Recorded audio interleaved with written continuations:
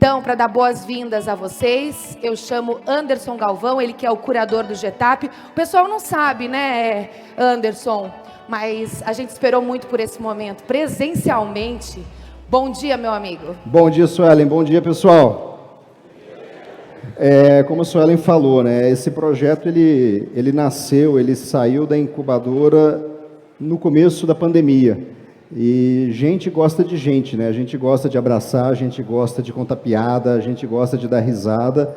E esses 2 anos que esse evento aconteceu de forma remota, através de um estúdio lá em Curitiba, com um time super, mega, hiper profissional, foi muito bom.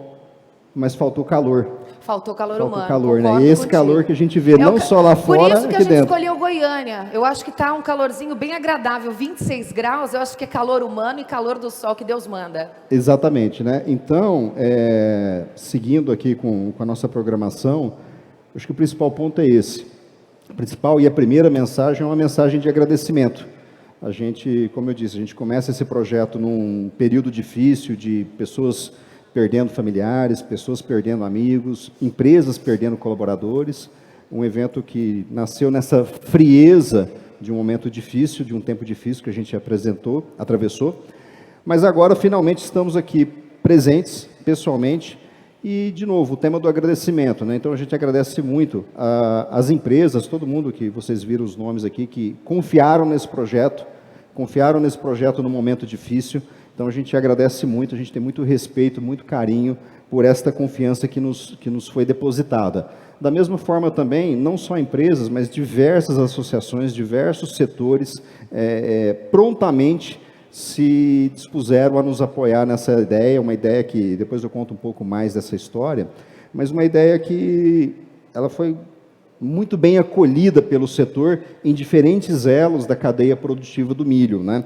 Então o tema do agradecimento é algo muito presente na nossa vida. Agradeço muito aqui também ao pessoal do Notícias Agrícolas, parceirão nosso de comunicação, assim, sempre deram um apoio muito grande, não só ao projeto GETAP, mas o próprio tema da comunicação, da informação, do compartilhamento de conhecimento no mundo do milho. Já há muitos anos aí que a gente conversa com eles, sempre tentando trazer dados, trazendo informações de mercado, de cenários, para que isso auxilie o produtor rural numa melhor tomada de decisão.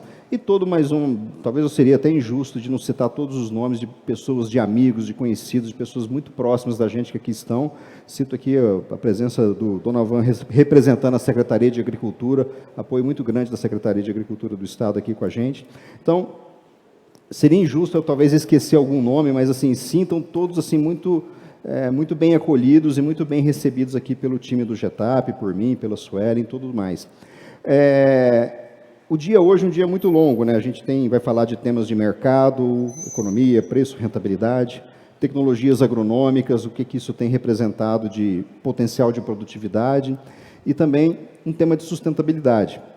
E sustentabilidade, eu sempre digo, os que me conhecem já há muito tempo, não tem sustentabilidade sem retorno econômico, não tem sustentabilidade sem tecnologia agronômica. E o agricultor, pelo que eu conheço do Brasil, em quase 3 décadas rodando o Brasil, os agricultores que eu chamo de vanguarda tecnológica são agricultores extremamente sustentáveis.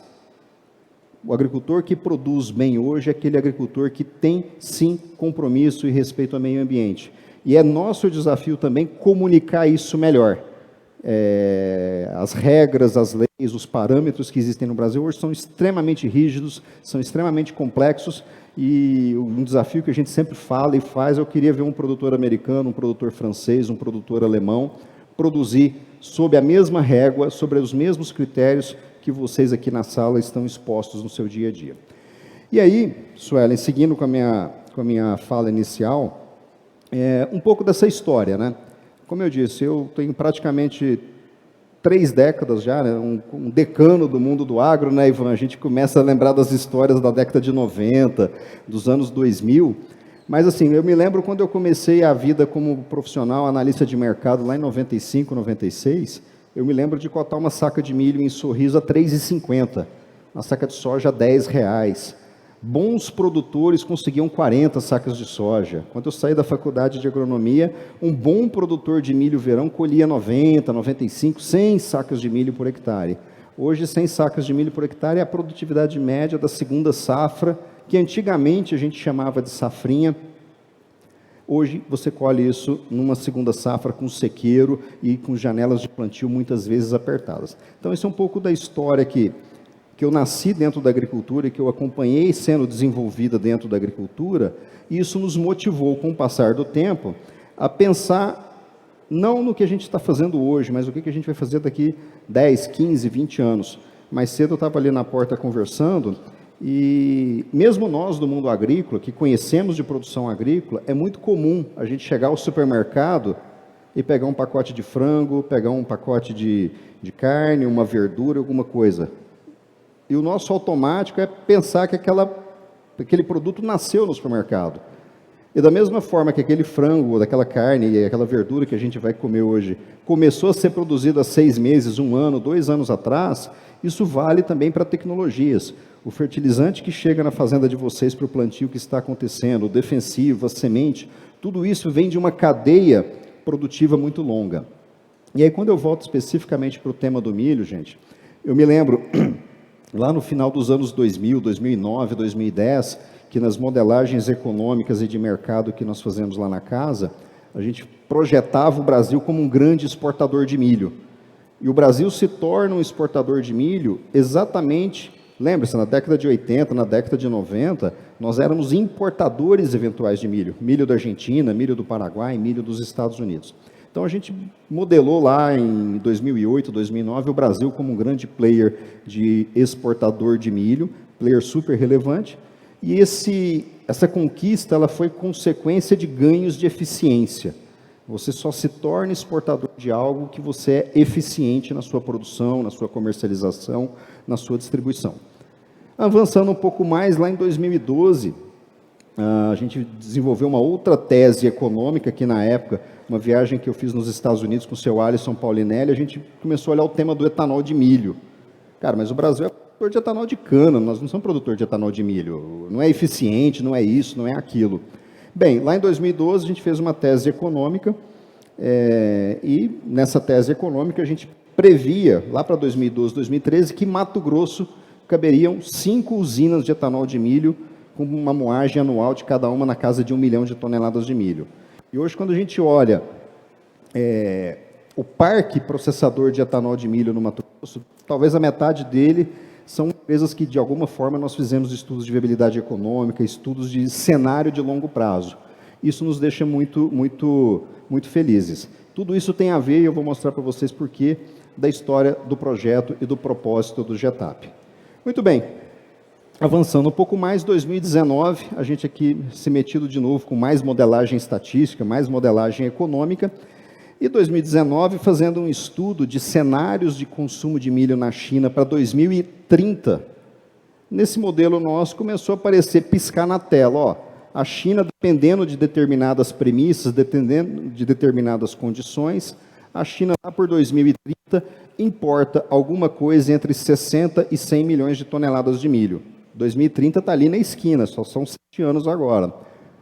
E dentre essas 60 a 100 milhões de toneladas de milho, dependendo de algumas premissas, logística, infraestrutura, tecnologia, mercado, o Brasil tem o potencial de exportar para a China alguma coisa entre 40 e 60 milhões de toneladas de milho. Aí acende uma luz vermelha. Opa! Ou o Brasil dobra a produção de milho de 100 para 200 milhões de toneladas até por mais ou menos 2029, 2030, ou alguém vai ficar sem milho. Ou vai ser a exportação, ou é a indústria de proteína animal, ou é a indústria nascente do etanol de milho. E aí, quando a gente volta para dentro do modelo e a gente começa a cruzar com dados de campo que a gente já conhecia e já observava, a gente fala para o seguinte, cara, mas tem espaço para dobrar a produção de milho no Brasil? Em parte pelo aumento natural, gradativo e consistente da área cultivada, que isso vem acontecendo, com muita tecnologia, com muita, como eu disse, com muita sustentabilidade, mas principalmente também com crescimento de produtividade. Quando a gente olha as médias oficiais, CONAB, IBGE, Secretarias de Agricultura, a média oficial do Brasil são 100 sacas de milho por hectare. E quando a gente conversa aqui nesse salão, quando a gente visita as propriedades Brasil afora, é comum produtores de 180, 200, mais de 200 sacas de milho por hectare, no caso irrigado até acima de 300 sacas de milho por hectare. Então aí a gente resolve colocar isso num projeto, que é o GETAP, que é o Grupo Tático para o Aumento da Produtividade, aonde, através de, primeiro, um concurso de produtividade, auditado de forma independente pelos amigos da SOMAR, que estão aqui representados, que a gente consiga identificar, prestigiar, mas mais importante, divulgar as práticas agronômicas que os colegas de vocês fazem para chegar nesses níveis diferenciados de produtividade.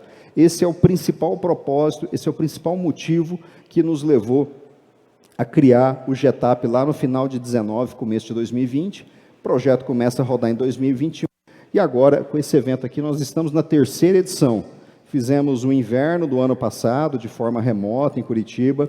Fizemos o verão desse ano, em maio, também de forma remota, gravada a partir de Curitiba. Agora, felizmente, a 1ª edição presencial aqui em Goiânia. E agora a gente, inclusive, já está aí rodando o próximo ciclo, que é o 22-23. Então, qual que é o propósito? A partir deste campeonato de produtividade, a gente entra numa discussão de 3 pilares que eu falei que são fundamentais. O tema da sustentabilidade, e aqui fazer um parêntese. Em 2005, eu estava dando uma palestra numa conferência em Londres, num centro de pesquisas lá, sobre a agricultura brasileira, praticamente 17 anos atrás. Quase 18. E nós éramos culpados porque o Brasil ia destruir o mundo plantando cana. O etanol da cana, o açúcar da cana do Brasil ganhando no mercado. E eu me lembro que numa mesa do lado estava o Pascal Lamy, que era o representante da União Europeia na OMC, e ele falando, não, porque se a gente não taxar o Brasil, se a gente não colocar barreiras para o Brasil vai destruir a Amazônia plantando cana. Nós não distribuímos nada, continuamos produzindo cana, produzindo soja de forma extremamente responsável e sustentável. Hoje, se você vai no McDonald's na França, na Alemanha, na Inglaterra e come um hambúrguer do McDonald's ou de qualquer outra rede de fast food, se você dá uma mordida num hambúrguer, você está ajudando a destruir a Amazônia, porque para produzir a carne do hambúrguer precisa de farelo de soja, blá, blá, blá, blá. Tudo isso tem tudo um pano de fundo de componente extremamente comercial. E adivinhe, qual é o próximo alvo? À medida em que o Brasil se torna um player relevante global na exportação de milho, na produção de etanol de milho, aí daqui 2 anos, se você comer frango, você está ajudando a destruir a Amazônia, porque o brasileiro está plantando mais milho. Então, acho que esse tema da sustentabilidade, e esse eu falo, eu venho de uma família de produtores, venho de uma região de produtores, quem conhece a Grande Bom Jesus de Goiás, a gente sabe, nós do setor agro, historicamente, nós somos muito ruins de comunicar. Nós somos especialistas em pregar para o convertido. A gente convence o nosso vizinho que a gente está fazendo a coisa certa. O desafio é convencer o cara que está lá na praia de Ipanema ou na rua em Paris e assim por diante. Então, o tema da sustentabilidade nesse projeto ele é muito caro para nós. O segundo pilar, que não dá para ser sustentável ambientalmente sem uso adequado de tecnologia. Manejo de solo, adubação, construção de perfil, seleção de híbridos, seleção de biotecnologias, manejo das biotecnologias, proteção dos cultivos. Então, o segundo pilar é o pilar da tecnologia agronômica, que não tem milho sem tecnologia agronômica, não tem soja sem tecnologia agronômica. E, na verdade, a gente já fala há alguns anos, a gente não é produtor nem de milho nem de soja. Nós somos produtores de um sistema de produção que tem que englobar todas essas culturas no planejamento, não de uma safra, mas de 5, 6, 8, 10 safras. Rotação de cultura, rotação de materiais, rotação de princípios ativos e assim por diante. E no final, a conta tem que fechar. Então nós temos o terceiro pilar, que é o da economia e mercado. Como que nós, produtores, pessoas que estão envolvidas no setor, estamos nos movimentando para assegurar que a logística seja eficiente, assegurar que o ambiente tributário fiscal seja eficiente para a produção agrícola. O Brasil hoje não é relevante apenas, a agricultura brasileira não é relevante apenas no atendimento da demanda doméstica. Nós somos responsáveis pela segurança alimentar de mais de 1,4 bi de pessoas mundo afora. Eu me lembro em março de 2020, pouco antes, começando a pandemia, eu estava numa conferência no Cairo, no Egito, para importadores de cereais da região, e a pergunta deles era unânime: o Brasil vai ter milho para mandar para o Egito? O Brasil vai ter milho para mandar para a Argélia, para mandar para o Irã, para mandar para a Ásia Central? E aí agora a gente até teve, o começo desse ano, o conflito Rússia e Ucrânia, e isso cria uma outra janela de oportunidade. Então, o tema da economia e mercado é extremamente fundamental para a gente. Então, esses 3 pilares, eles acabam sendo discutidos, serão discutidos no decorrer desse dia, de uma forma onde não só trazer informações, trazer dados para compartilhar com vocês, mas principalmente trazer histórias.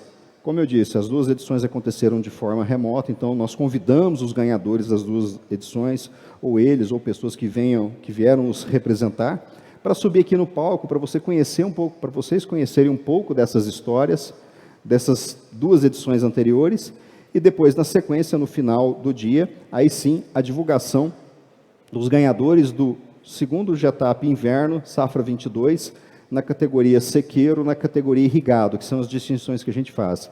A gente distingue entre a primeira e segunda safra, e a gente também faz uma distinção entre irrigado e sequeiro, porque, obviamente, são 2 sistemas de produção bastante distintos. Então, resumindo, uma agenda bastante densa, uma agenda que foi preparada com muito carinho por toda a equipe do GETAP, por toda a equipe da Esfera e das outras empresas que nos ajudaram a fazer isso aqui.